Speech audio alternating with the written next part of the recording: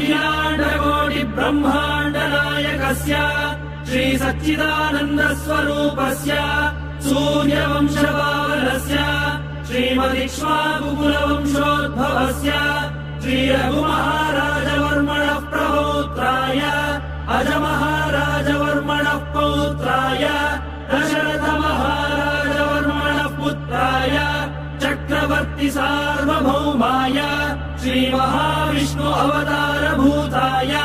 भरतखण्ड आत्मस्वरूपाय श्री पट्टाभिरामचन्द्र स्वामिने श्रीरामचन्द्रम् सीता लक्ष्मण भरत शत्रुघ्न सहित सदा वन्दित हनुमत् विराजम् शुभ चरित रत भरत खर्वित गर्व गन्धर्व यूथ गीत विजय गाथा दिव्य भौमायोध्याधिदैवत सिंहासनाधिरूढा धार्मिक राजवंश सर्वजन सम्मानिता त्रेतायुग प्रवर्तिता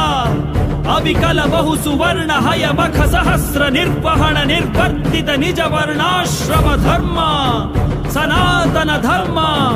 साकेत जनपद जनि धनिक जंगम तदितर जंतु जात दिव्य गति दान दर्शित नित्य निस्सीम वैभव